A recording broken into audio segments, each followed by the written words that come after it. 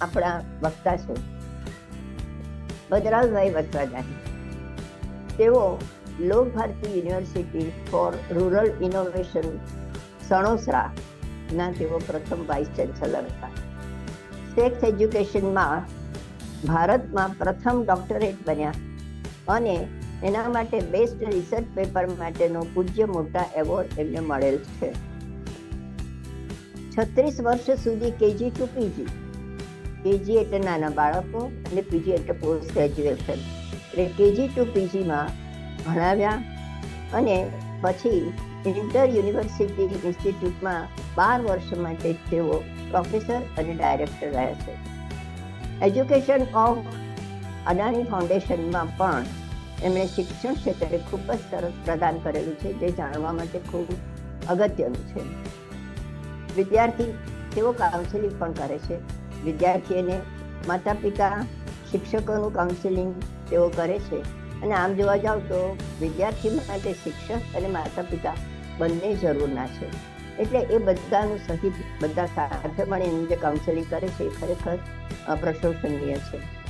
તેમણે અત્યાર સુધીમાં 35 પુસ્તકો લખ્યા છે. એમની વિશિષ્ટતા એ કહી કે 35 વિષય જુદા છે. એના પૈકી થોડાક પુસ્તકોના નામ આપું છું આપને. મુઠ્ઠી ઉંચેરા 100 માનવ રત્નો, તમારી જાતને ઓળખો, ખૂબ સરસ. ગુજરાતનું શિક્ષણ અવલોકન, સમયની આરપાર, સમતોલ આહાર અને સ્વાસ્થ્ય, અર્વાચીન પ્રશ્નોપનિષદ, પૂછે તે પામે. આપણે કહીએ ને પૂછે પંડિત થાય તો પૂછે તે પામે, વગેરે વગેરે. ઈશ્વરનો ઓટોગ્રાફ, આવા સરસ પુસ્તકો એમણે લખ્યા છે. અને આ પુસ્તકો જોયા પછી મેં હમણાં જ ભદ્રાયુભાઈને કહ્યું છે, અને તમે બધા મારી સાથે સંમત થશો જ કે એમને ફરી વાર આ પુસ્તકમાંથી કોઈ એક પુસ્તક માટે એમને આપણે બોલાવીશું. અને એમણે હા પણ પાડી છે. ભદ્રાયુભાઈ, તમે જાહેરમાં હા પાડી છે, હવે નાની પડતા. આવા જુદા જુદા વિષયો પર પુસ્તકો લખ્યા છે એવા બહુમુખી પ્રતિભા ધરાવનાર શ્રી ભદ્રાયુ બસરાજનનું હાર્દિક સ્વાગત કરું છું. તો આવો ભદ્રાયુભાઈ, હવે આપનું વક્તવ્ય આપ શરૂ કરી શકો છો. સૌને નમસ્કાર. બહુ આનંદનો વિષય છે કે હું આજે વિશ્વ સાથે જોડાઈ રહ્યો છું, અને વિશ્વ સાથે જોડવામાં મારી માતૃભાષા નિમિત્ત બની છે. સામાન્ય રીતે તમે પોતાનું રાજ્ય છોડો અથવા તો દેશ છોડો, પછી તમે માતૃભાષા ધીમે ધીમે છોડતા જતા હો છો. પણ આજે મને મારે ઘરે બેસીને સમગ્ર વિશ્વ સાથે માતૃભાષાના માધ્યમથી જોડાવાની તક આ ગુજરાતી સાહિત્ય ફોરમે આપી છે. એ બદલ હું તેમનો ઋણ સ્વીકાર કરું છું. કોકિલાબેન અને એમની ટીમ જે ઉત્સાહથી અત્યારે આ 215મો એપિસોડ પ્રસારિત કરી રહ્યા છે, એ એમના ઉત્સાહને ઈશ્વર કાયમ ટકાવી રાખે એવી પ્રાર્થના કરવાનો સમય અત્યારના છે. મેં વિષય એવો આપ્યો છે કે જેમાં મેં મારી માતૃભાષા એટલે કે આપણી માતૃભાષા અને સાથે આપણી ગીતા એવા 2 આયામોને જોડ્યા છે. ક્યારેક એવું બને કે આપણને વિચિત્ર લાગે કે આ કેવું ટાઇટલ છે, આપણી માતૃભાષા અને આપણી ગીતા એટલે શું? પણ મને એવું સમજાણું છે કે માતૃભાષા તો જન્મીએ ત્યારથી આપણી સાથે આવે છે, અને ઈચ્છીએ કે ન ઈચ્છીએ, મરી જઈએ ત્યારે અથવા તો પડી જઈએ ત્યારે પણ આપણા મોઢામાંથી તો શબ્દ છેલ્લો આપણી માતૃભાષાનો જ નીકળે છે. હે રામ બચાવી લેજે, હે માં બચાવ, અથવા તો ઓય માં. આ બધા જ ઉચ્ચારણો એ આપણી માતૃભાષાના ઉચ્ચારણો છે. પણ આપણી આ માતૃભાષાને એક લેવલથી ઉપર લઈ જવી હોય, એક સ્તરથી ઉપર, તો એક બહુ મોટો આધ્યાત્મિક સંગાથ આપણને જોઈએ. અને એ સંગાથ મારી દૃષ્ટિએ આપણી ગીતા છે, શ્રીમદ ભગવદ્ ગીતા છે. આપણે સૌ જાણીએ છીએ એના વિશે, એટલે હું બહુ એ નહીં ક્યાં છે કેમ થયું એની વાત નથી કરવા માંગતો. પણ પહેલા મારે એ વાત કરવી છે કે આપણી માતૃભાષાની ખરેખર હાલત કેવી છે અત્યારે. મિત્રો, આપ સૌ વિશ્વમાં બેઠા છો એટલે હું આપને અભિનંદન આપું એવું નથી, પણ દૂર બેઠા બેઠા પણ આપને આપણી માતૃભાષા યાદ આવી છે અને એના અંગે કોઈ સંવાદમાં આપને ભાગ લેવાની ઈચ્છા થઈ છે, એ ખરેખર અમારા માટે બહુ આનંદનો અને બહુ અહોભાવનો વિષય છે. આપને એમ લાગે કે કેમ આવું કહો છો? એનું કારણ એ છે કે આપણી ગુજરાતી માતૃભાષા ગુજરાતનો પ્રદેશ હવે છોડી રહી છે. કદાચ એમ કહેવાય કે અમે ગુજરાતીઓ માતૃભાષા બોલવામાં સંકોચાઈએ છીએ નહીં, શરમાઈએ છીએ. અત્યારનું વાતાવરણ એવું થયું છે કે અમે માતૃભાષામાં કોઈ બોલે તો એને કાં ભદ્રમભદ્ર કહીએ છીએ, કાં વેદ્યો કહીએ છીએ અને કાં ઓછું ભણેલો કહીએ છીએ. જો 5 વાક્યોની અંદર 15-20 અંગ્રેજી શબ્દો ના આવે તો તમને કોઈ સારા વક્તા ગણતું નથી. પરિણામે મારે એમ કહેવું પડે કે અમારા ગુજરાતની અંદર અમારી ગુજરાતીની હાલત દયનીય છે. હા, એવું છે, કેટલાક એવા વક્તાઓ છે કે જે બહુ આશાવાદી છે, સામેના માણસોને બહુ ખરાબ ન લાગે એટલે એવું કહે છે કે આપણી માતૃભાષાને કંઈ થવાનું નથી, ચિંતા કરતા નહીં. પણ રિયાલિટી એવી નથી. વોટ્સઅપની અંદર ગુજરાતી લખવા બેસીએ ત્યારે આપણા લખવું હોય તો AAPAN લખીએ તો આપણા આવે એ કોઈને ખબર નથી.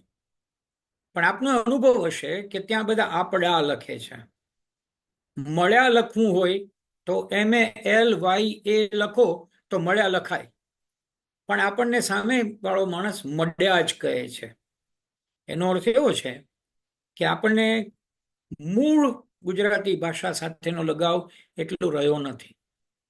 અને એ સમયે આ કોકિલાબેન જેવા બુઝુર્ગ આટલી બધી મહેનત કરીને માતૃભાષા માટે કામ કરે છે એટ ધીસ એજ, એ મને બહુ આનંદનો વિષય લાગ્યો છે. થયું છે કેવું કે માતૃભાષાને જાગતી રાખવી પડે એવી અત્યારે સ્થિતિ છે. મને એવા 3-4 કારણો છે, એની હું 10 મિનિટમાં ચર્ચા કરવા માંગુ છું કે કેમ આવી સ્થિતિ થઈ છે. એક સ્થિતિનું કારણ એ છે કે ગુજરાતી કુટુંબોની અંદર, હું ક્ષમાપના સાથે કહું કે અમારી મમ્મીઓ છે, એ મમ્મીઓને પોતાના વર્ચસ્વને કાયમ રાખવા માટે અથવા પોતાના જૂથની અંદર પોતે નીચા ન દેખાય એટલા માટે પણ પોતાના સંતાનો અંગ્રેજી માધ્યમમાં ભણે એનો અભરખો છે. આ અભરખો શબ્દ ગુજરાતીમાં જ હોય, અંગ્રેજીમાં તો મળે નહીં.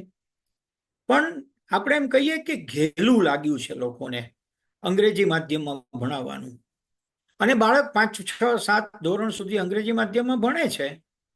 એ દરમિયાન સાચું ખોટું અંગ્રેજી સ્કૂલમાં શીખે છે અને જાજુ ખોટું અંગ્રેજી ઘરમાં શીખે છે. અને આ સાચું ખોટું અને જાજુ ખોટુંની વચ્ચે ગુજરાતી તો બિચારી ક્યાંય દેખાતી જ નથી. પરિણામે ક્રેઝ ચાલ્યો છે કે આપણે અંગ્રેજી માધ્યમમાં ભણાવીએ તો આપણું સોશિયલ સ્ટેટસ સારું કહેવાય. ઘણા લોકોના મનમાં એવો ભ્રમ છે કે ટેકનોલોજી અંગ્રેજી ભાષામાં જો ભણ્યા હો તો જ તમને ટેકનોલોજી આવડે, કોમ્પ્યુટર અંગ્રેજીમાં જ આવડે. એની સામે બહુ દલીલ કરવી નથી, કારણ કે હું તમારી સામે સદંતર નોન ઇંગ્લિશમાં ભણેલો માણસ, બાલ મંદિરથી લઈને, ત્યારે તો બાલ મંદિર હતું જ નહીં, ધોરણ 1 જ હતું સીધું, છેક ડોક્ટરેટ સુધી, ડોક્ટરેટમાં મારી ઈચ્છાથી મેં અંગ્રેજીમાં થીસીસ લખી હતી. પણ છેક ગુજરાતી માધ્યમમાં ભણેલો માણસ આપની સાથે વાત કરી રહ્યો છે. અને અત્યારે પણ હું યુનિવર્સિટીના પીજીના સ્ટુડન્ટ્સને અંગ્રેજીમાં ભણાવી રહ્યો છું. આ પાયો જે થયો મારો માતૃભાષામાં ઘડાયો, પરિણામે હું બીજી ભાષાઓની અંદર માહિર બન્યો છું. આ માન્યતા મારી નથી, અનેક ઉદાહરણો છે. મારે બહુ ઉદાહરણોની ચર્ચા નથી કરવી. એક નાનકડું ઉદાહરણ આપું. અમે 2010માં એક માતૃભાષા વંદના યાત્રાનું આયોજન કર્યું હતું. આપણા ગુજરાતીના તત્વચિંતક અને બહુ અગ્રીમ લેખક વક્તા ગુણવંત શાહની નિગેબાનીમાં અમે 2010માં માતૃભાષા વંદના યાત્રા શરૂ કરી અને નરસિંહ મહેતાના જુનાગઢથી શરૂ કરી અને નર્મદના સુરત સુધી યાત્રા લઈ ગયા હતા. 2 માઇલસ્ટોન, નરસિંહથી લઈને નર્મદ સુધીના. અને એ દરમિયાન લગભગ 22 શહેરોની અંદર મોટી મોટી સભાઓ, શિક્ષકોના સંમેલનો, વિદ્યાર્થી અને વાલીઓ સાથે ઇન્ટરેક્શન એવું ગોઠવીને અમે એવું કહેવા માંગતા હતા કે તમારા સંતાનની પ્રાથમિક શિક્ષણ માતૃભાષામાં થાય એવું ગોઠવું. અમારો આગ્રહ કોઈ તાલિબાની આગ્રહ નહોતો, પણ અમે એમ કહેતા હતા કે અમારી પાસે સંશોધનના આધારો છે.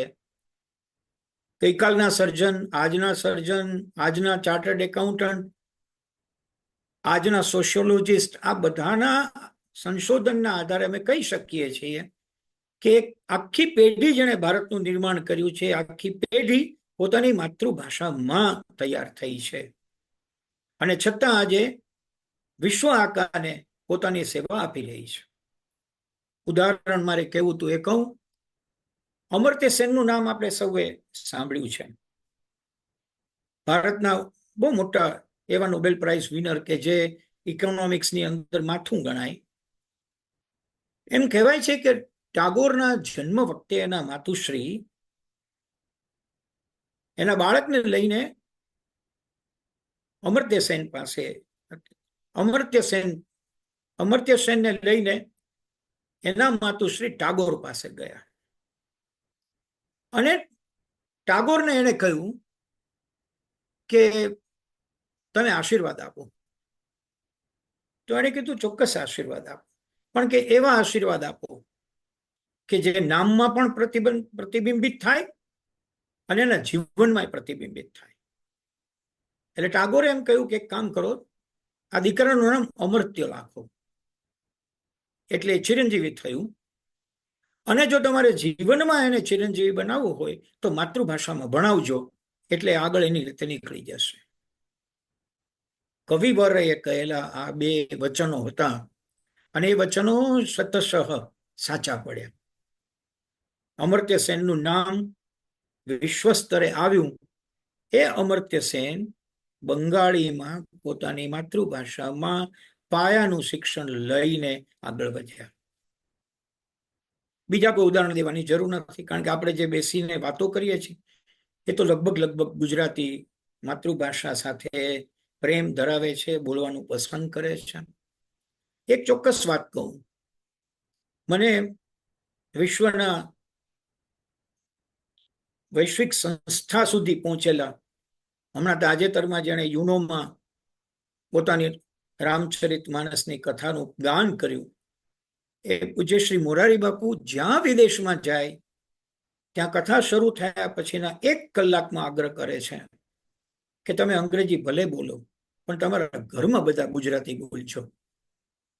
જે માતૃભાષા હોય ઘરમાં બોલજો, કારણ કે ઘરમાં તમારી માતૃભાષા બોલાશે તો ઘરમાં તમારા સંસ્કારોનું નિર્માણ ચોક્કસ થશે.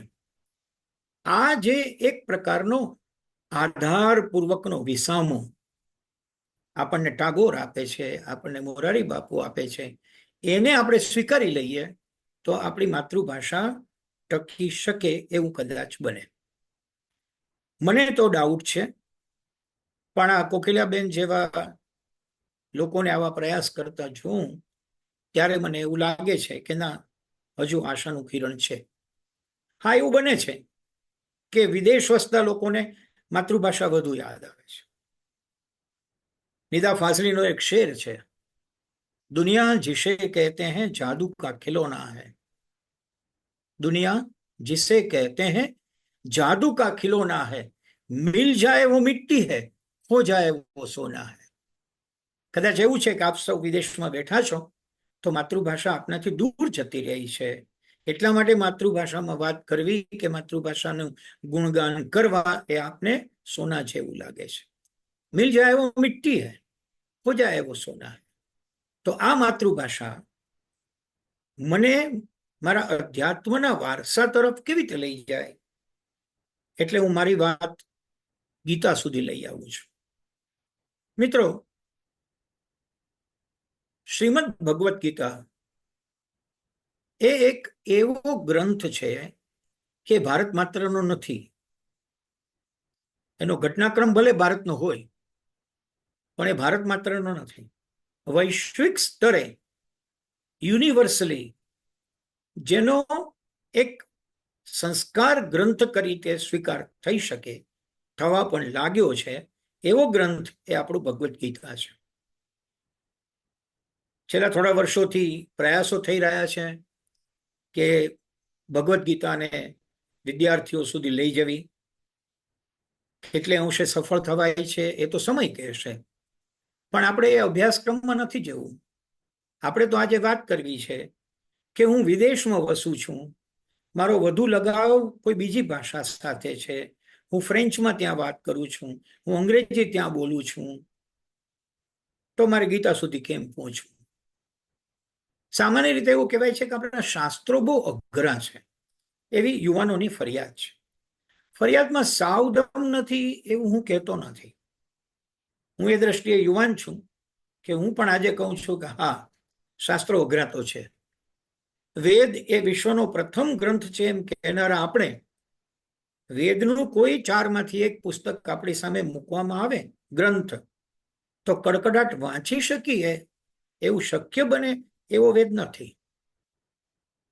ત્યાં સુધી હું કહું કે જે લોકો વેદના અભ્યાસ માટેની પાઠશાળાઓ ચલાવે છે, ઉદાહરણ આપું આપને, સાંદીપની પોરબંદરમાં ભાઈ શ્રી રમેશભાઈ ઓઝા બહુ સુંદર મજાનું ગુરુકુળ ચલાવે છે. ઋષિકુમારોને જોઈને આપણું દિલ બરાબર બાગ થઈ જાય એવું કામ એ કરે છે. મોરારી બાપુના કૈલાસ ગુરુકુળમાં પણ વેદ માટેના અધ્યાપક છે. SGVP અમદાવાદ રોડ ઉપર આપણે આવીએ તો સ્વામી શ્રી માધવપ્રિયદાસજીને ત્યાં પણ સંસ્કૃત પાઠશાળામાં વેદોનું અધ્યાપન થાય છે. પણ આપને જાણીને આશ્ચર્ય થશે કે આ બધી જગ્યાએ વેદ ભણાવવા આવનારા લોકો સાઉથ ઇન્ડિયામાંથી આવે છે, દક્ષિણ ભારતમાંથી આવે છે. અને તમે એને વેદ બોલતા જુઓ અથવા સાંભળો તો આપણને પુલકિત થઈ જવાય. પણ એ રીતે વેદ બોલી શકીએ એટલી માસ્ટરી આવતા ખાસો સમય લાગે. તો કહેવાનો ભાવાર્થ એ છે કે વિશ્વનો જે પહેલો ગ્રંથ કહીએ છીએ વેદ, તો એ વેદને પણ બોલવું અથવા યાદ રાખવું, અથવા યાદ રાખ્યા પછી એને સમજવું, અર્થઘટન કરવું, એ તો બહુ ક્લિષ્ટ બાબત છે. ગુજરાતીમાં એના માટેના સરસ પુસ્તકો છે. હું અહીંયા ઉલ્લેખ એટલા માટે કરવાનો છું કે આપ સૌ અભ્યાસુ લોકો છો, એટલે કદાચ આ વક્તવ્ય પછી આપની ઈચ્છા હોય કે અમારે આ પુસ્તક મેળવવું છે, તો એનો રેફરન્સ આપવાનો છે.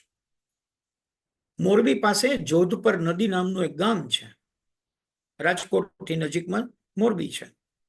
અને આ જોધપર નદી ગામ પાસે એક આનંદ નિકેતન આશ્રમ છે.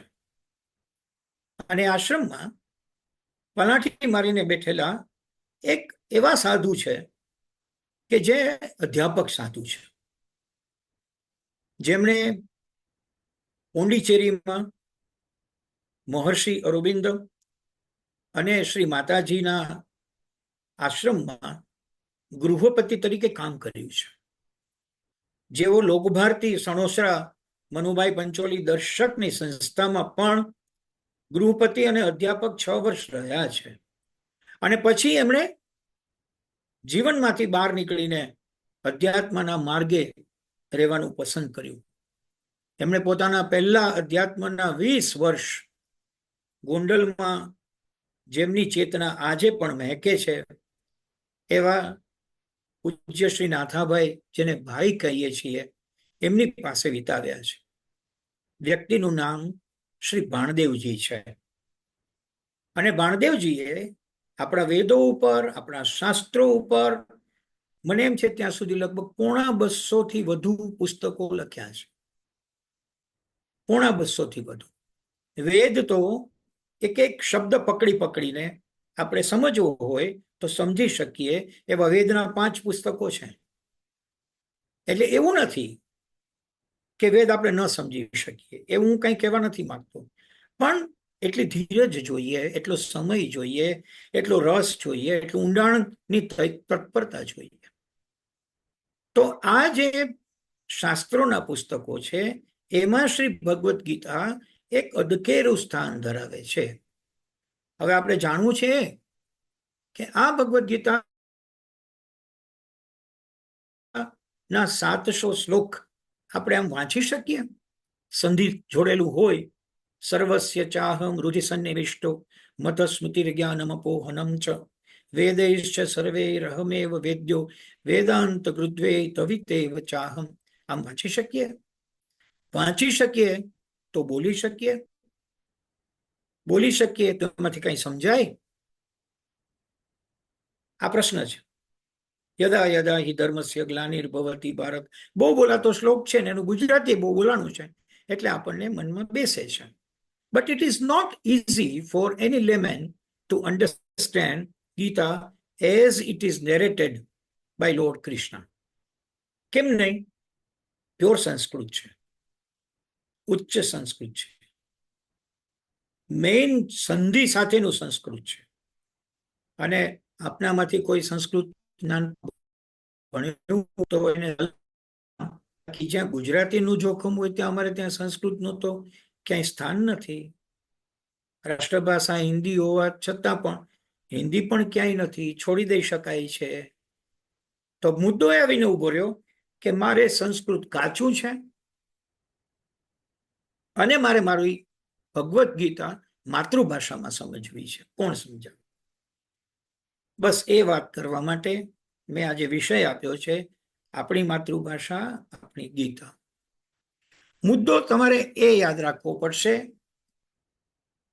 કે ગીતા આપણને આવડે છે, શ્લોક બોલતા આવડે છે. એક બહુ સારું કોન્ટ્રીબ્યુશન જો કોઈએ કર્યું હોય તો એ ચિન્મય મિશને કહ્યું છે. ઇન્ટરનેશનલ મિશન છે અને ચિન્મય મિશનના સાધુઓ દ્વારા એક જ મુદ્દાનું કામ થયું છે. બહુ ફ્રેન્કલી કહેવું તેમ કહેવાય, they are not interested in Ram Mandir, they are not interested in Kashi Vishwanath Mandir, they are interested in just getting all this શાસ્ત્ર to the society with its real meaning.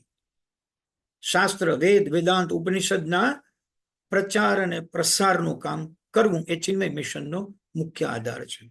અનેક કેન્દ્રો છે, વિદેશમાં પણ કેન્દ્રો છે. એના દ્વારા આપ ઈચ્છો કે 15મો અધ્યાય જાણવો છે તો 15મો અધ્યાય માથામાં પાથી પાડીને જેમ તેલ નાખીએ એવી રીતે સમજાવી શકે એવા બધા સાધુઓ, સ્વામીઓ છે. પણ એમાંથી ગુજરાતી બહુ ઓછા છે, લગભગ નથી. એટલે પાછો પ્રશ્ન છે. હું આપનું ધ્યાન દોરું કે ન્યુયોર્કની અંદર, if I don't forget, Swami Shri તદાત્માનંદજી કરીને છે, જે આર્ષ વિદ્યા મંદિર ત્યાં ચલાવે છે. એ પોતે ગોરા માણસ છે, ગોરા છે, ત્યાંના વ્યક્તિ છે અને અદ્ભુત ઇન્ટરપ્રિટેશન આપે છે. આપણા ટેકનોલોજીને લઈને ઘરે બેસીને તમે એની સાથે સંવાદ કરી શકો એટલું સુંદર રીતે વાત કરે છે. મને આનંદ એ વાતનો છે કે મેં કોરોનાના 2 વર્ષ સ્વામી તદાત્માનંદજી સાથે ગાળ્યા ઓનલાઈન.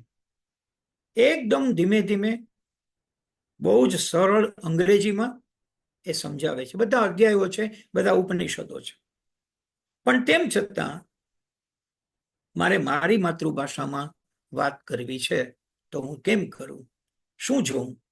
એટલા માટે હું આજે કહેવા માંગુ છું કે આપને, આપના પછીની પેઢીને, બાળકોને, યુવાનોને, યુવતીઓને સરળતાથી ગીતા સુધી લઈ જવાનું કામ આપ કરી શકો એવી થોડીક વાત આજે મારે કરવાની હતી, એટલે હું અહીંયા આવ્યો છું. કારણ કે ગીતા વ્યાપક છે અને આમ છે ને એવું બધું આપણે બોલીએ એ તો શક્ય છે, there is no problem for that. પણ મુદ્દો આવીને ઉભો રહે કે હકીકતમાં મારે ગીતા મારા બાળક સાથે બેસીને સમજવી છે અને કેવી છે તો કેમ કહું?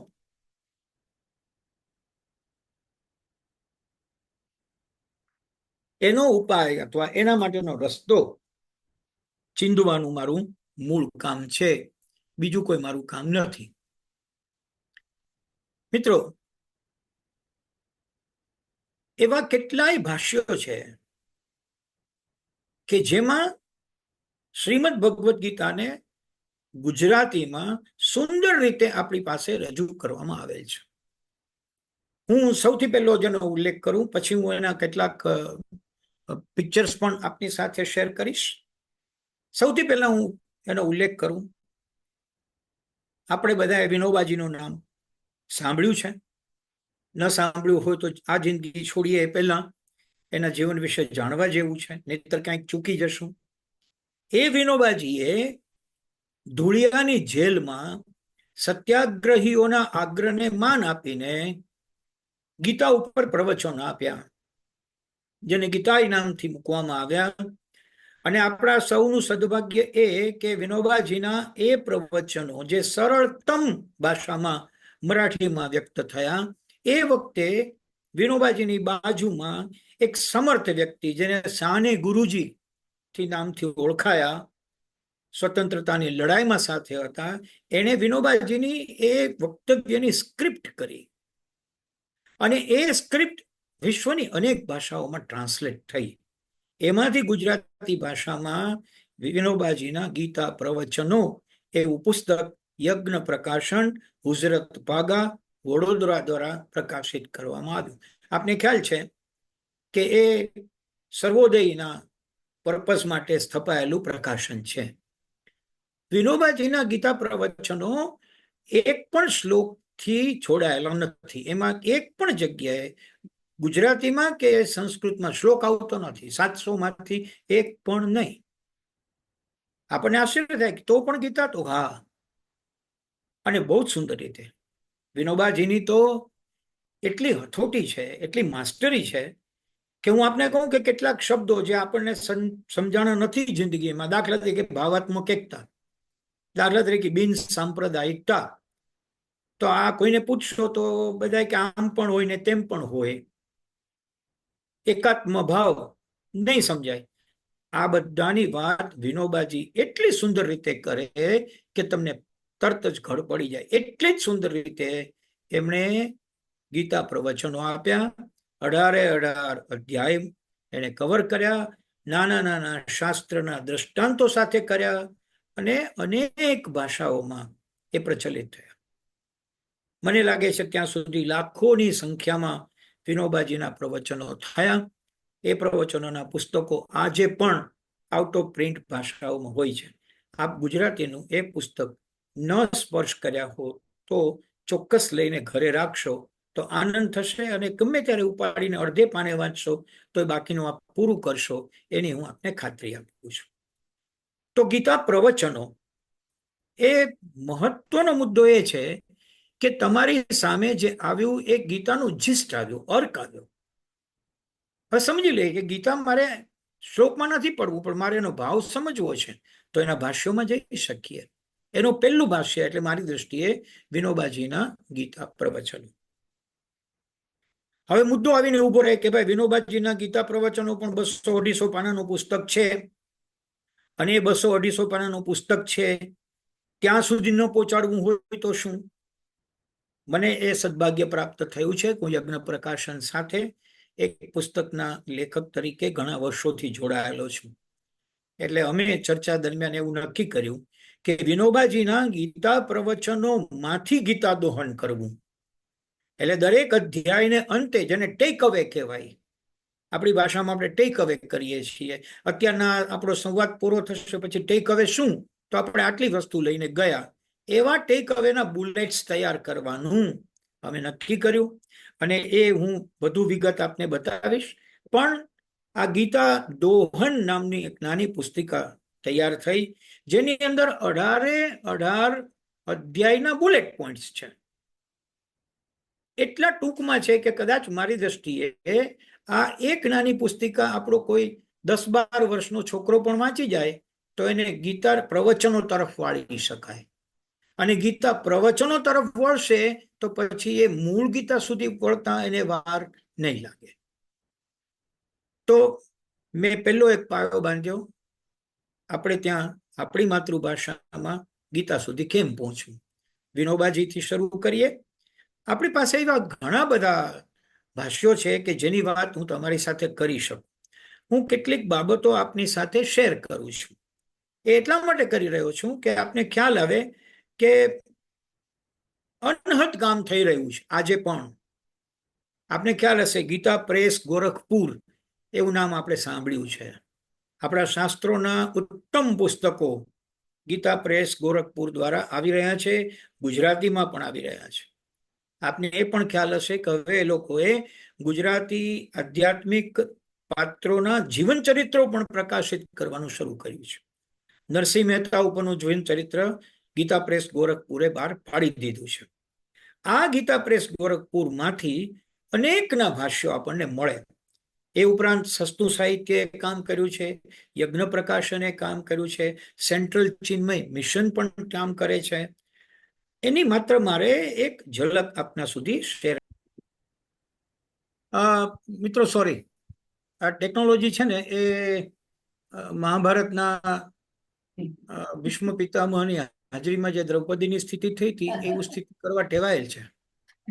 એટલે મને બેનનો સપોર્ટ મળ્યો, એટલે આઈ એમ હેપી કે હું આ દર્શાવી શકું છું. હું વાત કરતો હતો ગીતા પ્રેસ ગોરખપુરની. એમના દ્વારા જે ગુજરાતી આપણી માતૃભાષામાં જે ભાષ્યો મળ્યા છે એની હું શરૂઆતમાં વાત કરું છું. આ પરિશિષ્ટ સાથેની સાધક સંજીવની છે અને આ ગુજરાતીમાં આપણી માટે ખાસ ટ્રાન્સલેટ કરીને આવ્યું છે. મારી દૃષ્ટિએ ગીતા ભાષ્યોની અંદર પહેલું નામ જો કોઈનું આવે તો એ સ્વામી રામસુખદાસજીનું આવે. આ સ્વામી રામસુખદાસજી એવા સંત થઈ ગયા છે કે જેમનો ફોટો વગેરે ક્યાંય અવેલેબલ નથી, પણ એમના અવાજમાં, ટિપિકલ અવાજની અંદર, કદાચ આપનામાંથી કોઈએ એમને ઓડિયોમાં સાંભળ્યા હોય તો નારાયણ નારાયણ નારાયણ નારાયણ એમ 4 વખત બોલીને પોતાની વાત કરવા ટેવાયેલા રામસુખદાસજીનું આ ગીતા ભાષ્ય એ બહુ જ સારી રીતે આપણને ગીતાના ઊંડાણમાં લઈ જાય છે. બીજું જે આવ્યું તેનાથી આપણે સૌ પરિચિત છીએ. આ ટાઇટલ જોઈએ એટલે આપણને ખ્યાલ આવે છે કે આ જે પુસ્તક છે ભગવદ્ ગીતા ઉપરનું, એ ભક્તિ વેદાંત સ્વામી પ્રભુપાદ દ્વારા આપણી સમક્ષ આવે છે અને આંતરરાષ્ટ્રીય કૃષ્ણ ભાવના સંઘ એટલે કે આપણું ઇસ્કોન દ્વારા આનું બહુ મોટે પાયે વિતરણ થઈ રહ્યું છે. ગુજરાતીમાં સારી રીતે લખાયેલું છે. હું એવું પણ કહું કે ઇસ્કોનનું પુસ્તક છે એમ માનીને નહીં, પણ એક એક શબ્દના વિસ્તૃત એવા ઝીણા અક્ષરની અંદર આપેલા અર્થો એમાં સમાવેલા છે. ત્રીજી જે મારે વાત કરવી છે એ તત્વ વિવેચની હિન્દી ટીકાનો ગુજરાતી અનુવાદ. હવે અહીંયા આપણે સમજીએ કે માત્ર ગીતા નહીં પણ ગીતાના કેટલાક એવા ઇન્ટરપ્રિટેશન કે જે ઇન્ટરપ્રિટેશન આપણને સહજ રીતે ન થાય એના સાથેનું આ પુસ્તક છે. અને આ જયદયાલ ગોયંકાજીનું પુસ્તક છે. ગઈકાલે જ એમનો બર્થ એનિવર્સરી હતી અને આ ગોયંકાજીને આપણે લગભગ બધા ઓળખીએ છીએ. ગીતા પ્રેસ ગોરખપુર જેમણે સર્જ્યું અને ઋષિકેશની અંદર ગીતા ભવનનું જેણે નિર્માણ કર્યું, એમનું આ સરસ મજાનું ભાષ્ય છે. આ ગીતા પ્રેસ ગોરખપુરમાં અવેલેબલ છે. આના પછીના એક ભાષ્ય તરફ આપને લઈ જાઉં એ ગીતા દોહન વા તત્વાર્થ દીપિકા. એક મહર્ષિ વર્ય કહેવાય છે જે કૃષ્ણાત્માનંદજી મહારાજ એમનું તત્વાર્થ દીપિકાનો એક એક અક્ષરનો, એક એક શ્લોકનો, 700 શ્લોકનો બહુ સુંદર મજાનો તત્વ અર્થ એટલે કે અર્ક કાઢીને આપણી સમક્ષ રજૂ થયું છે. હમણાં મેં જેનો ઉલ્લેખ કર્યો એ ગુણવંત શાહનું બહુ જ બેસ્ટ સેલર પુસ્તક આપણામાંથી ઘણા લોકોએ રિફર કર્યું હશે. કૃષ્ણનું જીવન સંગીત એ ગુણવંત શાહ દ્વારા છે. RR શેઠનું પબ્લિકેશન છે. આ પુસ્તક વિશે મારે એટલું કહેવાનું કે ગુણવંતભાઈએ આની આમ ઝીણામાં ઝીણું વિવેચન કર્યું છે, પણ ખૂબી એ છે કે એમની અંદર એમણે ગીતાજીના શ્લોકોનું સમશ્લોકી ગુજરાતી મૂકેલું છે. આ સમશ્લોકી શું એના ઉપર હમણાં આપણે આવીશું, પણ અત્યારે અહીં આપણે કહી દઉં કે સૌથી પહેલા કિશોરલાલ ઘ મશરૂવાળા કિશોરલાલ ઘનશ્યામ મશરૂવાળા દ્વારા ગીતા ધ્વનિ નામનો એક નાનકડી પુસ્તિકા બહાર પડી અને એને ગીતા ધ્વનિમાં આપણા 700 શ્લોકનું ગુજરાતીમાં સમશ્લોકી કર્યું. અને સમશ્લોકી એટલું સુંદર છે, મને જો આપ કહો તો મારે આવતી પેઢી સુધી વાત પહોંચાડવી હોય તો હું ભગવદ્ ગીતાને હાથ ન અગાડું, પણ ગીતા ધ્વનિ હાથમાં લઈને બેસું. કે કેમ એવું કરવું છે? તો કે મારી માતૃભાષા દ્વારા સરળતાથી સંસ્કૃત શ્લોકનું મને ગુજરાતી સમજાઈ જાય એવું કોઈ પુસ્તક હોય તો એ કિશોરલાલ ખ મશરૂવાળાનું છે. એની વાત હું આગળ કરું છું, પણ એ શ્લોકોનો ઉપયોગ ગુણવંત શાહે અહીંયા કરેલો છે. આ એક પુસ્તક જે ગીતાજીનું ચિંતન, આપણને ખબર છે કે થોડા વિદ્રોહી સંત છે, પણ સાચા, એકદમ સાચા એવા, જેને ભારત સરકારે હમણાં બીજું પદ્મ સન્માન આપ્યું, એ સ્વામી શ્રી સચ્ચિદાનંદજી નું ગીતા ચિંતન છે. સ્વામી સચ્ચિદાનંદજીનો મોટામાં મોટો ફાયદો એ છે કે એને ક્યાંક ગીતાના કોઈ શ્લોકમાં જરા એવું લાગ્યું હોય તો એ કહી દેવા ટેવાયેલા છે કે આ શ્લોક આવો છે, એમાં મને આ સમજાણું નથી. દાખલા તરીકે ઉદાહરણ આપું, કેટલાકની અંદર 700 ની બદલે 701 શ્લોકો છે. તો 701 નો એક શ્લોક ગોતી, એની ઉપર એસ્ટેરિક કરી અને નીચે સચ્ચિદાનંદજીએ લખ્યું છે કે આ શ્લોક અહીં પછીથી મુકાયો છે. મૂળ તો 701 જ છે, પણ એને કહ્યું છે કે મધ્ય બિંદુ લેવું હતું એટલે આ શ્લોકને અહીંયા મૂક્યો છે. આટલી ઝીણી સ્પષ્ટતા સ્વામી સચ્ચિદાનંદજીએ કરી છે. હમણાં જેનો મેં ઉલ્લેખ કર્યો એ ચિન્મય મિશન ના સ્વામી શ્રી ચિન્મયાનંદજી, એમનું નામ આપનામાંથી ઘણા લોકોએ સાંભળ્યું છે. ઘણા લોકો એના ગીતા ઉપરના મેનેજમેન્ટ ઉપરના વિડીયોઝ પણ જોયા છે. લાંબી મોટી દાઢી, હાથની અંદર એક સ્ટીક અને બાજુમાં એક બોર્ડ હોય, અને બહુ જ ટિપિકલ સાઉથ ઇન્ડિયન ઉચ્ચારોથી આપણી સાથે હસતા રમતા વાત કરે. એ સ્વામી ચિન્મયાનંદજીએ આ સુંદર મજાનું પુસ્તક ભગવદ્ ગીતા, ધ હોલી ગીતા ઇન ગુજરાતી તૈયાર કર્યું છે. ચિન્મય મિશનમાંથી મળી શકે. આ એક પુસ્તક હમણાં થોડા વખતથી બહાર આવ્યું છે. હું અહીંયા ઉલ્લેખ કરું કે આપ આ ચિત્રની સાથે એક નંબર ઉપર જોઈ રહ્યા છો. આનો નંબર છે 2269. ગીતા પ્રેસ ગોરખપુરનો ફાયદો એ છે કે તેઓ નંબર ઉપરથી પુસ્તકને ઓળખે છે. એટલે કે નંબર જો તમે કહી દો કે મારે આ નંબરનું પુસ્તક જોઈએ છીએ, તો એ પુસ્તક તમને નંબર ઉપરથી મોકલી આપે. આ પુસ્તકની ખૂબી એ છે કે એમાં સંસ્કૃત શ્લોકો પણ ગુજરાતી લિપિમાં લખ્યા છે. સંધિ છુટ્ટી પાડીને લખ્યા છે, સચિત્ર છે, અને શ્લોકના ટૂંકામાં ટૂંકા અર્થો આપ્યા છે. પ્રભુપાદ દ્વારા લખાયેલા જે ગીતાનું પુસ્તક છે એની અંદર આપને શ્લોકનું વર્ણન વધુ લાગે, પણ અહીંયા એમને ધ્યાન રાખ્યું છે કે 2 થી 2.5 લીટીની અંદર એ શ્લોક આપણને સમજાય એવી રીતે કલર બદલીને સંસ્કૃતનો શ્લોક ગુજરાતી લિપિમાં સંધિ છોડીને આ પુસ્તકમાં છે, જેની અત્યારના બહુ મોટી માર્કેટ છે. That is 2269. આપ નીચે જોઈ શકો છો કે આટલા શુદ્ધ ગુજરાતી લિપિમાં આપણી સમક્ષ ગીતાને એમાં મુકાઈ રહી છે. મેં જેની બહુ વાત કરી કે વિનોબાજીના ગીતા પ્રવચનો, એ યજ્ઞ પ્રકાશન, એક ચોક્કસ ઉલ્લેખ કરવો પડે, કારણ કે ભગવદ્ ગીતા માટે ભાષ્ય કરનારાઓ કરતા ભગવદ્ ગીતાને પોતાના જીવનમાં ઉતારીને એના પછી એના વિશે વાત કરનારા કોઈ મહાપુરુષ હોય તો એ મહાત્મા ગાંધી છે. અને મહાત્મા ગાંધીએ અનાસક્તિ યોગ, બહુ નાનકડું એવું પુસ્તક લખ્યું છે, અને એ જીવન પરિચય આપતું પુસ્તકો એવું છે. આપણને એ પણ ખ્યાલ છે કે ગાંધી પણ બહુ સ્પષ્ટ કહેવા ટેવાયેલ છે. ગીતા અનાસક્તિ યોગ, આખી ગીતાને અનાસક્તિ યોગ કહે છે કે આ એક શબ્દમાં આખી ગીતા આવી ગઈ. અનાસક્તિ યોગનો સીધો ને સાદો અર્થ એવો જ છે, તમે બધું જ કરો પણ એની સાથે મારું છે એમ માનીને જોડાવ નહીં તો અનાસક્તિ છે, આસક્ત થવાનું નથી. આ આખી ગીતા એ અનાસક્તિ યોગ છે એવું અર્થઘટન કરીને મહાત્મા ગાંધીએ નાનકડી ટચુકડી એવી પુસ્તિકા તૈયાર કરેલી છે. અને 4-5 શ્લોકોની અંદર એને કહ્યું છે કે આ શ્લોકામાં કયો છે એનો અર્થ આવો થાય, પણ મને જીવનમાં ઉતારતા એ બરાબર થાય એવું લાગ્યું નથી. એવી પણ સ્પષ્ટતા મહાત્મા ગાંધી નામના એક મહાપુરુષે આપણી સમક્ષ કરી છે. મિત્રો, હું હમણાં જે વાત કરતો હતો એમાં આ 1569 તરફ ધ્યાન દોરું.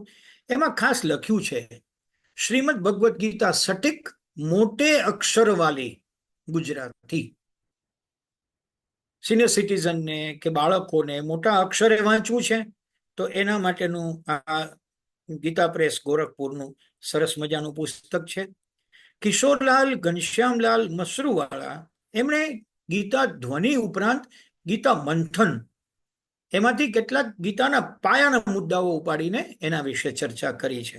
અલબત્ત એને આપણે સેકન્ડ સ્ટેજમાં લઈ શકીએ જ્યારે આપણને સમશ્લોકી વગેરેની મદદથી ગીતા થોડીક મનમાં ઉતરવા લાગે. આપણા સૌના એક વરિષ્ઠ એવા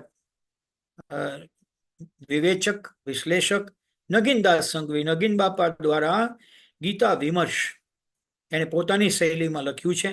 કેટલીક બાબતોમાં આપણને એમની જુદી નજરનો તાગ મળી આવે છે. એક સુંદર હું સજેસ્ટ કરું એ રવિશંકર મહારાજ દ્વારા તૈયાર થયેલ ગીતા બોધવાણી.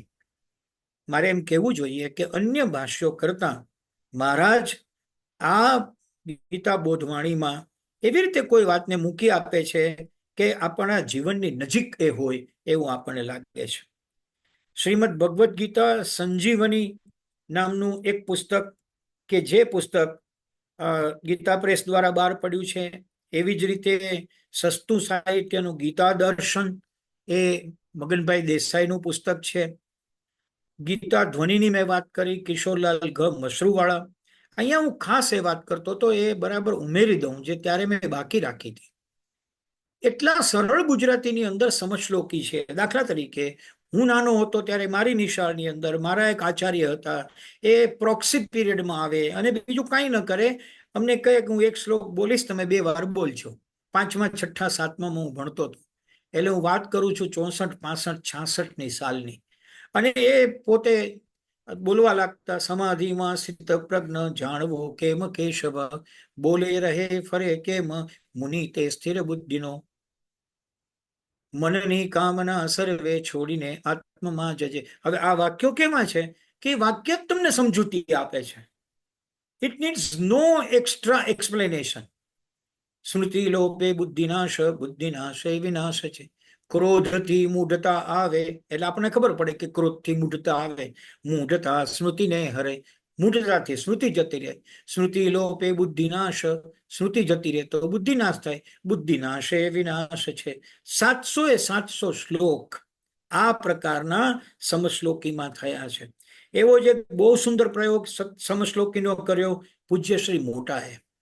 ખૂબ સરસ જીવન ગીતા એમનું નામ આપ્યું છે, શીર્ષક આપ્યું છે. છેલ્લે મેં હમણાં આપની સાથે વાત કરી એ ગીતા દોહન, જેમાં મેં વિનોબાજીના ગીતા પ્રવચનોમાંથી 18 અધ્યાયના બુલેટ્સ તારવ્યા છે ટેક અવે તરીકે. હિન્દીમાં પણ એવું પુસ્તક છે ગીતા દર્પણ, જે પણ આપણી સમક્ષ લઈ આવવાનું સદભાગ્ય સ્વામી રામસુખદાસજીનું છે. ગીતા ચિંતન પણ આપણી સમક્ષ છે હિન્દીમાં જવું હોય તો. અને એ હનુમાન પ્રસાદ પોદાર ફરી એક મોટું નામ. ગીતા સંગ્રહ એ એવું પુસ્તક છે હિન્દીમાં કે જેમાં વિવિધ પ્રકારની 25 ગીતાઓના અનુવાદનું સંકલન છે. ગીતા એક નથી, અનેક ગીતાઓ છે. અને હજી કેટલાક લોકો દાવો કરે છે કે હજી આ ઉમેરાણી નથી. તો ગીતા પ્રેસ ગોરખપુરે આ 25 ગીતાઓનો ટૂંક સાર રજૂ કર્યો હોય તે છે. આ ગુજરાતના જ એક વ્યક્તિત્વ દ્વારા તૈયાર થયેલું ગીતા અધ્યયન છે. મિત્રો, મેં આપની સાથે આ થોડુંક લાંબુ કામ એટલા માટે કર્યું કે જ્યારે હું વાત કરું કે મારી માતૃભાષામાં મારે ગીતા સુધી પહોંચવું છે તો કેમ પહોંચાય, એટલા માટે મેં થોડો સમય સ્ક્રીન શેર ઉપર કાઢ્યો છે. ઇન શોર્ટ, આપ સૌ સુજ્ઞ છો, મારો સમય મને હવે એમ કહે છે કે તમારે સમાપન કરવાનું છે. એટલે હું સમાપનમાં એટલું ચોક્કસ કહું મિત્રો કે ગીતા એ અગાધ સાગર છે. આ સાગર એવો છે કે જેના જળ ખારા નથી. આ સાગર એવો છે કે જે અમૃતનો સાગર છે. એમાં આપણે પણ ડૂબકી મારવી જોઈએ. આપણા સંતાનોને પણ હાથ પકડીને ડૂબકી લગાવતા શીખવવું જોઈએ. હું માનું છું કે ભારતીય સંસ્કૃતિ, ભારતીય સંસ્કારો, રાષ્ટ્રીયતા, રાષ્ટ્ર ગૌરવ આવા શબ્દો બોલવાની જરૂર નથી. એ ઓછા બોલીએ તો ચાલે, પણ આવું કોઈ કામ આપણા પછીની પેઢીમાં મૂકી જઈશું તો આઈ એમ શ્યોર કે બધા જ શબ્દોનો એ લોકો જીવનમાં અર્થ બરાબર સમજી શકશે અને જીવશે. મને આપ સૌએ શાંતિથી સાંભળ્યો તે બદલ હું આભાર વ્યક્ત કરું છું. ફરીવાર કોકિલાબેન, તેજસબેન અને હવે મારો જે આભાર માનવાના છે એ નિર્ઝરીને હું પ્રણામ કરું છું. હરિઓમ. ખૂબ સરસ ભદ્રાઈભાઈ, આપે તો ટેક અવે કરવા માટે ખૂબ બધું આપ્યું. અમારી પાસે બાસ્કેટ પણ નાની પડે એવું થયું છે અત્યારે તો ટેક અવેમાં. ઓકે, કૌશલભાઈ ચોકસીને પ્રશ્ન છે તો આપણે એમને તક. નમસ્કાર ભદ્રાઈ. નમસ્કાર. નમસ્કાર સર. તો તમે જેમ ગુજરાતીમાં ભણ્યા એવી જ રીતે બિંગ કોકિલાબેનના પુત્ર તરીકે મેં બી 7મા ધોરણ સુધીમાં 4 સરસ્વતી ચંદ્રના ભાગો વાંચી લીધેલા, પછી સમજ પડી કે ના પડી. એટલે થોડું આપણું ફાઉન્ડેશન સરખું છે આપણું. સાચી વાત છે. તો તમે આજે એક બહુ સારી આપણે જે બે કનેક્શન જે આપણે જે ગીતા અને ગુજરાતી ભાષાનું આપણે જે બહુ સરસ આપણે વાત કરી. એમ ઘણા બધા, જેમ કોકિલાબેને કહ્યું કે ઘણી બધા આમાંથી વિચારો આમાંથી નીકળે અને ઘણું બધું આગળ વિચારી શકાય. તો આપણે જોઈએ કે જો ભવિષ્ય જોતા હોઈએ ગુજરાતીનું, એટલે થોડું નિરાશાવાદી આજની તારીખમાં છે, પણ આપણે નિરાશાવાદમાં કેવી રીતે જઈ શકીએ. તો આપણે પાછળ જોઈએ કે સંસ્કૃતને, રાઈટ. તો સંસ્કૃત આજે one of the oldest language, જે આજે ઘણા પુરાણી આપણી છે, જેમાં જે વૈદિક સંસ્કૃત અને પછી ક્લાસિકલ સંસ્કૃત, જે પાણીની પછી ક્લાસિકલ સંસ્કૃત થયું.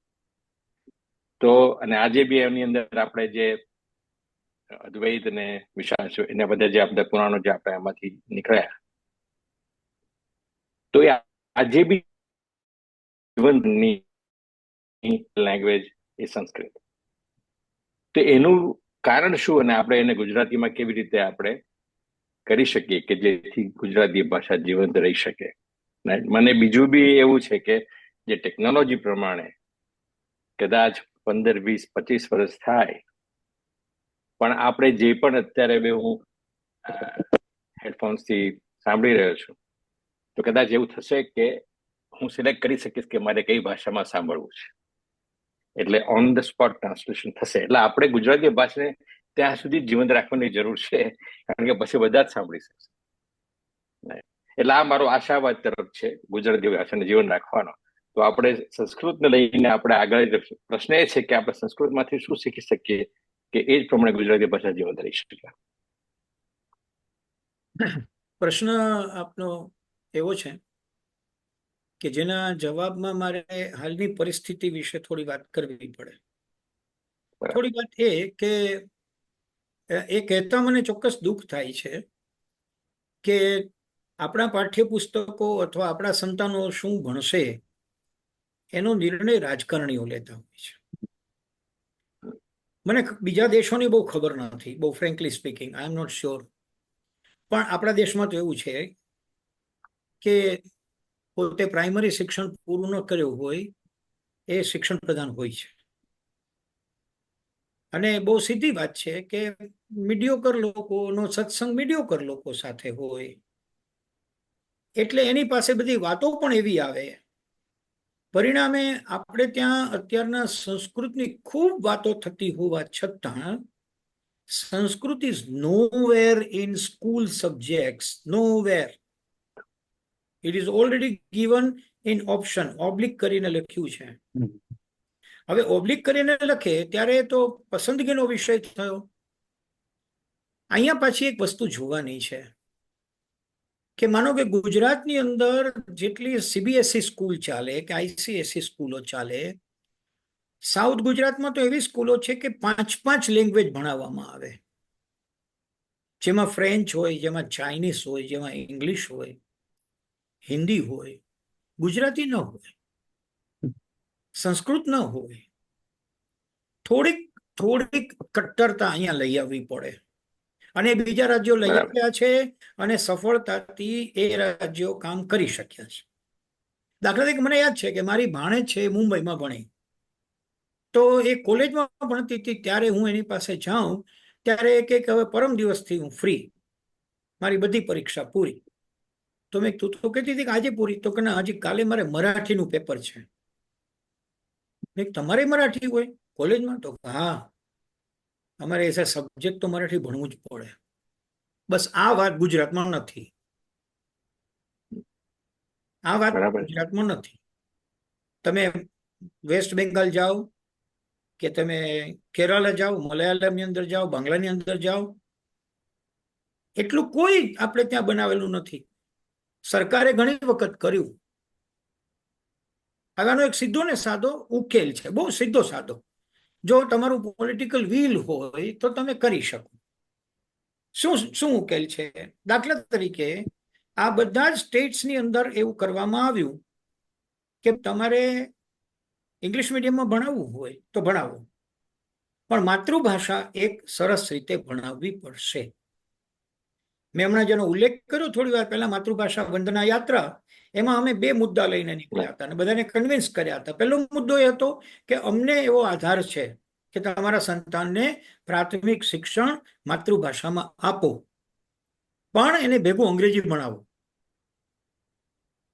માતૃભાષામાં આપો, ત્યાં સ્કૂલને જઈને કહો કે સારામાં સારી રીતે અંગ્રેજી ભણાવવો. અને તમને અમારો આ પહેલો મુદ્દો સાચો ન લાગતો હોય તો તમે તારે અંગ્રેજી માધ્યમમાં ભણાવો, પણ ત્યાં પ્રિન્સિપાલને જઈને આગ્રહ કરો કે અહીંયા ગુજરાતી ભાષા તરીકે બરાબર ભણાવવી પડશે. આમાં બીજું કાંઈ નથી. તો જે ટેકનિકલ વાત છે સર, પણ આપને હું કહું કે કોઈ પણ સ્કૂલને સ્થાપના કરવી હોય તો એ રાજ્ય સરકારની પહેલી મંજૂરીથી સ્થાપના થાય, ગમે તે મીડિયમ. મારે ઇંગ્લિશ મીડિયમની સ્કૂલ શરૂ કરવી છે તો 7 ધોરણ સુધી તો મારે ગુજરાત રાજ્યની મંજૂરી લેવી પડે. then it will be converted into CBSE after 8. બરાબર છે. બરાબર. મુદ્દો આવીને ઉભો રહે કે એ વખતે રાજ્ય સરકારે એને શરત આપવાની છે કે તમારી ઇંગ્લિશ મીડિયમ, તમારી ગુજરાતી મીડિયમની સ્કૂલ મંજૂર કરીએ છીએ, પણ જો આનું માધ્યમ બદલવામાં આવે તો પણ ગુજરાતી ભાષા તરીકે એક વિષય કમ્પલસરી ભણાવવો પડશે. આ લીગલ વાત. સોસાયટીમાં વાત શું છે, જેને અમે થોડી ચર્ચા કરી.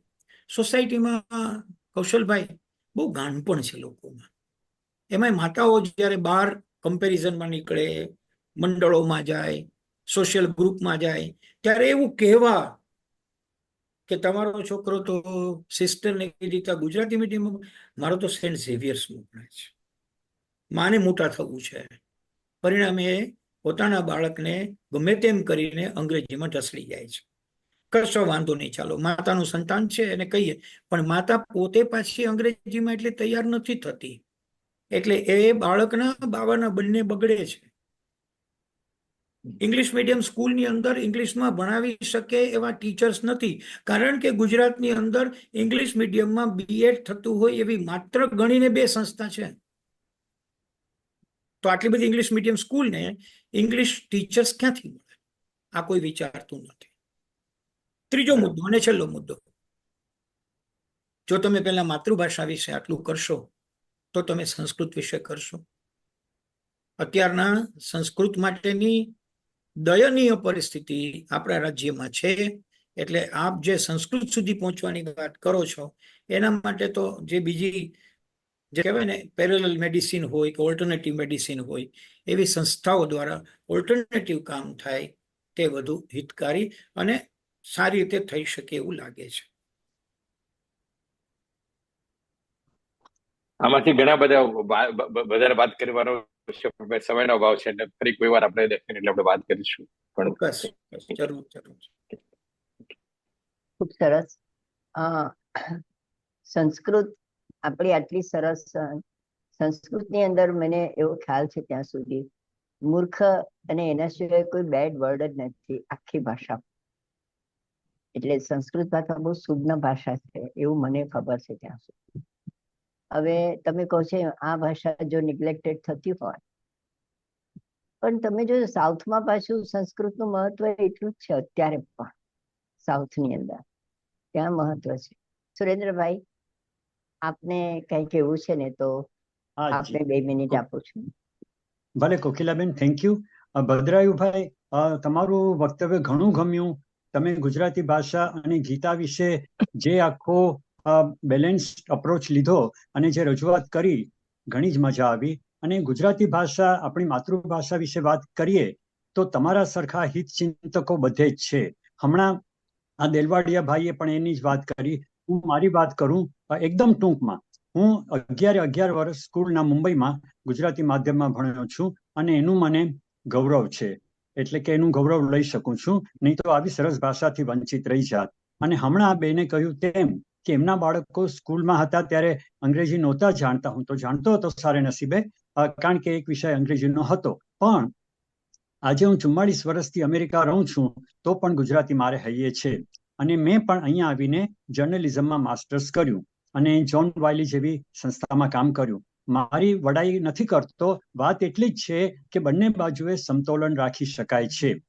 અને તમે જે મુદ્દો કહ્યો, ફરી ફરીને વાત ત્યાં જ આવે છે કે આપણા બાળકોને આપણે ગુજરાતી પ્રત્યે વાળવા હોય, અંગ્રેજીની અવગણના કર્યા વગર, તો મા બાપની ફરજ છે કે એ છે તે ગુજરાતીને ઘરમાં કાયમ રાખે અને બાળકો સાથે ગુજરાતીમાં વાત કરે અને એમને ગુજરાતીમાં વાત કરવા પ્રેરે અને ઉત્સાહિત કરે. એ વાત છે. પછી આગળ ઉપર અને પરદેશમાં વસતા હોય એ અંગ્રેજી અથવા બીજા દેશમાં રહેતા હોય, જર્મની, ફ્રાન્સ કે બીજે, તો ત્યાંની ભાષા તો આવવાની જ છે. અને આપણા લાખો લોકો ઇંગ્લેન્ડ, USA, કેનેડા, ઓસ્ટ્રેલિયા વગેરે અંગ્રેજી ભાષી દેશોમાં તો રહે જ છે.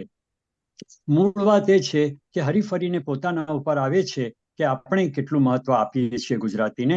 અને ખરેખર આપણી ભાષાની જીવંત રાખવી હોય તો આપણી જ ફરજ છે કે આપણે એ માટે કામ કરવું પડશે. બસ મારે એટલું કહેવું હતું. કોકિલાબેન, તક આપવા બદલ આભાર. અને ભદ્રાયુભાઈ, ફરીથી તમે જે આખી વાત સરસ રીતે રજૂઆત કરી, બહુ ગમ્યું. Thank you. Thank you sir. પ્રણામ. ખૂબ સરસ. આપણે થોડુંક આગળ પહેલા વધીએ એ પહેલા આજે આપણે એટલા બધા ગુજરાતી ભાષા માટે બધાને ખૂબ જ પ્રેમ આવી પણ ગયો છે કે હવે આપણે બધા ગુજરાતી શીખીએ એટલું સરસ વાતાવરણ થઈ ગયું. તે આટલું બધું સરસ રીતે આપણે બધાએ સાંભળ્યું અને ખૂબ જ બધા એક તાન થઈ ગયેલા હોય એવું લાગ્યું મને. તો જો આપણે આભાર વ્યક્ત ના કરીએ તો કૃતજ્ઞ ગણાઈએ ને. તો નિર્ઝરીને વિનંતી કે તમે આભાર વ્યક્ત કરો. આભાર કોકિલાબેન. આજે આપે મને શ્રી ભદ્રાયુભાઈને અહીંયા આભાર વ્યક્ત કરવા માટેની તમે જે મને તક આપી છે અને તમે એ માટે મને યાદ કરી, એ બદલ હું તમારો આભાર માનું છું. ભદ્રાયુભાઈ, આપે આજે ગુજરાતી સાહિત્ય ફોરમમાં આવી અને અમારું આમંત્રણ સ્વીકાર્યું, એ બદલ GSF ના શ્રોતા તરફથી હું આપનો આભાર વ્યક્ત કરું છું. ઇન્દોરથી નિર્ઝરી જ્યારે તમારો આભાર વ્યક્ત કરે છે તો એને એટલું તો સમજાયું કે તમે જે શ્રીમદ ભગવદ્ ગીતામાં આપણી માતૃભાષામાં કેટલું કામ થઈ રહ્યું છે એ વિશે જેટલી માહિતી આપી, એમાં એવું તો થાય છે કે અમને જો ગીતાસાર સમજવો હોય તો કેટલું આસાન છે એની તમે અમને માહિતી પૂરી પાડી. કારણ કે ગુજરાતીમાં આટલું બધું શ્રીમદ ભગવદ્ ગીતા વિશે કાર્ય થઈ રહ્યું છે એનો ખ્યાલ તો નહોતો જ. મારી પાસે અત્યારે હરિગીતા છે પંડિત દીનાનાથજીની, તો એમાંથી પણ મને એમ થાય છે કે એ મારી પાસે PDF ફાઇલ આવીને એ હિન્દીમાં છે તો મને ઘણું આસાન થાય છે કે મારે જેટલું સમજવું છે એમાંથી સમજી શકું છું. તો મારી માતૃભાષામાં જો મને સમજવા મળે તો મને ઘણો આનંદ જ થાય અને એ હું સહજ રીતે બીજાને પણ કહી શકું. કારણ કે જેમ કહેવાય છે ને કે આપણે આપણી માતૃભાષામાં જ ડ્રીમ કરીએ છીએ, સપના આપણે આપણી માતૃભાષામાં જ જોઈએ છીએ. એમ આપણો જે ધર્મગ્રંથ છે એને જો આપણે આપણી માતૃભાષામાં સમજીએ તો આગળ કહેવા માટે તમે કહ્યું કે વાર્તા રૂપે પણ એમાં કંઈક કહી શકાય, તો એ મને બહુ જ સારું લાગ્યું. અને પ્રયત્ન કરશું કે કઈ રીતે પુસ્તકો મળે કે કોઈ રીતે ઓડિયો ફાઇલ મળે, તો એમાંથી અમે વધુ ને વધુ સમજવાનો પ્રયત્ન કરશું. ચોકસી પરિવારનો આજે હું આભાર માનું છું કે દર અઠવાડિયે અમારી સાથે નવા વિષયો સાથે નવા વક્તાઓને લઈ આવી અને અમને પણ ઘણા વિષયો પ્રત્યે સભાન કરાવે છે. આજે હું અહીંયા રજા લઉં. ધન્યવાદ. ખૂબ સરસ. હવે એક છેલ્લો એક ક્વેશ્ચન નથી પણ સારંગ પરીખ યુટ્યુબ પરથી છે ભાઈ. એમણે એવું કહ્યું છે કે લોકમાન્ય તિલક ગીતાનો પણ ઉલ્લેખ થઈ શકે. મેં જે આજે ઉલ્લેખ જે કંઈ કર્યો એટલા જ પુસ્તકો છે એવું નથી, પણ તિલક ગીતા છે એ તો પાછી એક તિલક ગીતા કહેવાય છે એવું છે. લોકમાન્ય તિલક ગીતાનું એક જુદું સ્થાન છે. આજે જે મેં ધ્યાન દોર્યું છે તે સરળતાથી ગળે ઉતરી જાય તેવી રીતે ગીતાના શ્લોકો અને આનું અન્ડરસ્ટેન્ડિંગ એટલે કે અર્થઘટન એમાં કયા ભાષ્યો છે એની વાત કરી છે. બીજા ઘણા ભાષ્યો છે. એમ તો પાંડુરંગ શાસ્ત્રીજીનું જે ગીતા છે અદભુત છે, પણ એ કેટલાક લોકોને કદાચ અમુક વાત એની ઉપરથી જાય. આપણે અત્યારના પાયામાં પહોંચાડવું હોય તો શું કરવું એની વાત કરી છે. ઓકે, ખૂબ સરસ. હવે આપણે આજે આજની જે આપણી જે ગુજરાતી સાહિત્ય ફોરમની સફર છે એ સફરને આજે આપણે અલ્પ